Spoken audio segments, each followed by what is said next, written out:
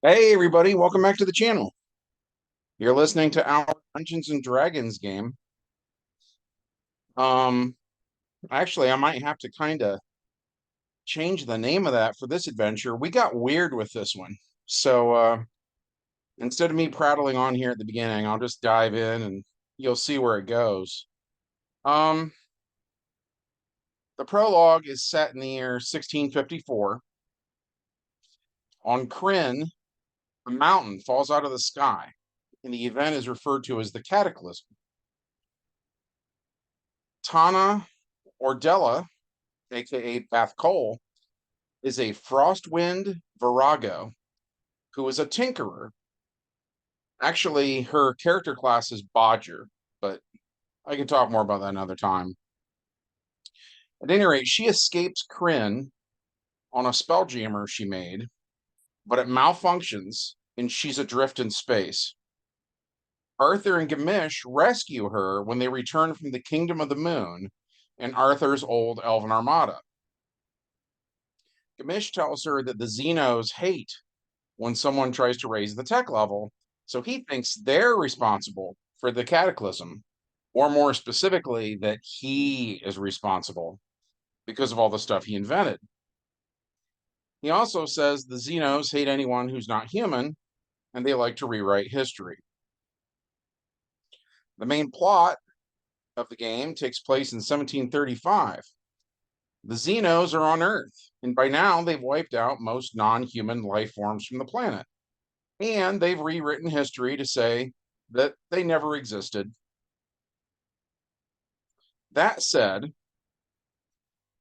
Arthur, Gamish, and Tana arrive in the village of Salem, Massachusetts, just in time for the notorious witch trials. Gamish tells people that he has dwarfism and used to work for the circus. Tana has a magic item that allows her to look human. Arthur warns Tana that if she were to remove that magic item and people saw her blue skin and white hair, these primitive screwheads would think she was a witch too and try to execute her. She tells him not to worry. When they walk into town, they see one woman from Leeds is in the pillory. That's the wooden device that your head and hands stick through. At any rate, Arthur asks what she's in for. She says that she's on trial for giving birth to a monster. She had a dozen kids before, and they all turned out fine. But number 13 was a monster. Some townsfolk come over and threaten Arthur for speaking to the accused. Arthur says, hey, whatever happened to innocent before proven guilty? But the locals aren't having it. Arthur defends the woman, but she says she wants to die, and she wants the hellspawn she gave birth to be killed too. Tana says that's the most messed up thing she's ever heard. The locals threaten Tana too, so Arthur defends his girlfriend's honor. Gamish breaks up the whole thing. The locals suggest dwarfism as a curse. And Gamish says, well, time to leave. The townsfolk try to arrest the heroes, but Arthur gets tired of their shenanigans, transforms into his true self, which is an immortal, and uses teleportation. There's a flash of light, and a moment later, both the PCs and the so called witch are in the woods. She wants to be returned, and Arthur tries to talk some sense into her. But that's when they hear a blood curdling scream. The monster emits a horrific screech. Each creature within 60 feet of it that can hear this must succeed on a DC 14 wisdom saving throw or be frightened until the end of the next turn. Both Tana and Gamish fail their rolls. Gamish says, what was that? The woman says, it's her hellspawn, aka the Jersey Devil. A mask of illusion covers the Jersey Devil, casting a reflection nearby and concealing its precise location. Attack rolls against it have disadvantage. So with this in play, the Jersey Devil begins a series of flyby attacks using a claw-claw-bite strategy. The heroes weather the assault fairly well, but the Jersey Devil kills its own mother. Arthur then hits the Jersey Devil with his sword, and the Jersey Devil turns invisible until next turn. Everyone attacks it, doing varying levels of damage. Then the Jersey Devil cloaks itself again and runs away.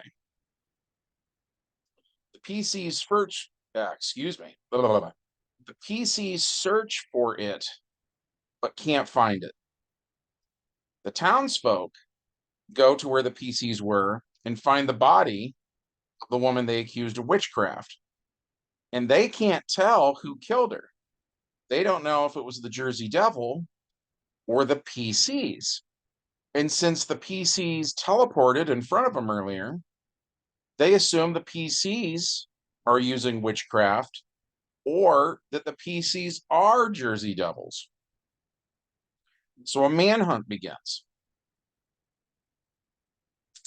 The epilogue is 1735 AD. The PCs encounter the Jersey Devil again, but this time they kill it. That's all I got for that. So yeah, that's the game. For the DM's notes thing that I like to do, this was inspired by a game called Bureau 13. I ran it using D20 rules, I mean, it is mechanically, it is Dungeons and Dragons. But of course, in terms of the setting, it feels pretty weird for us to be entering the early modern era on Earth. You know what I mean? So that definitely, it gives the game a weird vibe. And so this is really the first in a series. I mean, I guess you could call it a campaign,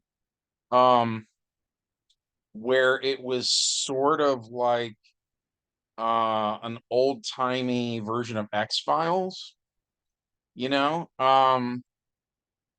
don't know what that genre is called. What would you call X-Files? I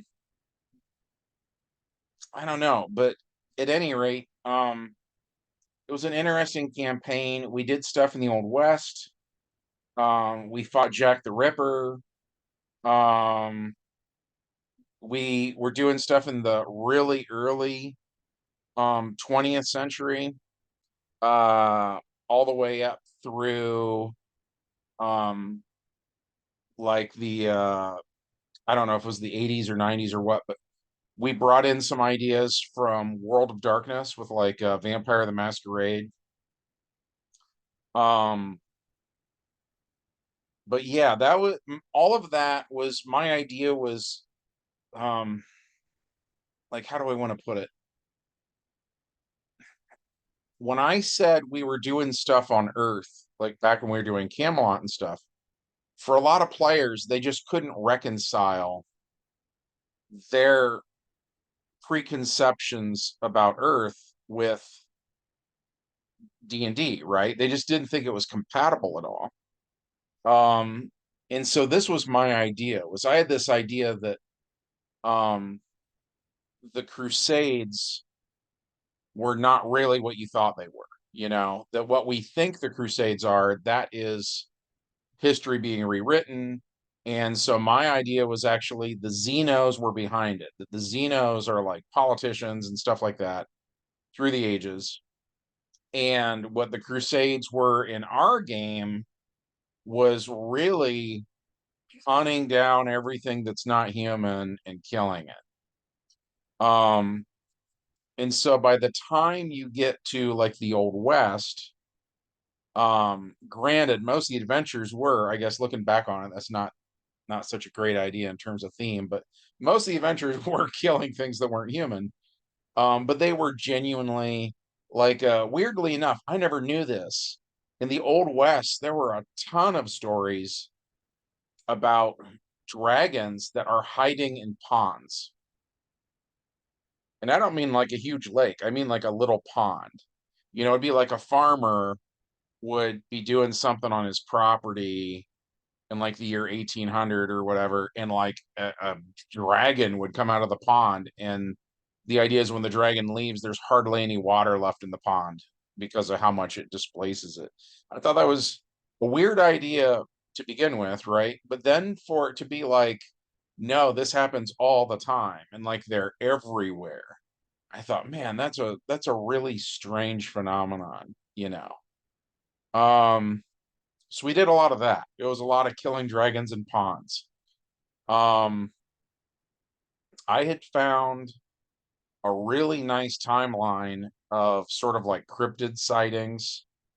Um, we had adventures about Bigfoot and like the Loveland Frogman and uh I don't know, just anything and everything, right? We pretty much kept it to America. Um, but yeah, it was like my wife loved it. It was one of her favorite games of all time. Um, I guess what I will say though is it really just feels like a completely different game at that point. So it's not like I wish I hadn't ran it or something, but I'm not a big horror fan. So I didn't like the dark tone, you know? And it definitely came off like my wife, for instance, watches a lot of horror movies that are set in like the 1800s or something like that, you know, a lot of period piece stuff. And it's just not my cup of tea, you know. But at any rate, I hope this was something you enjoyed. If so, be sure to hit like, hit subscribe, ring the bell, all that jazz. And we'll see you in the next one. Bye.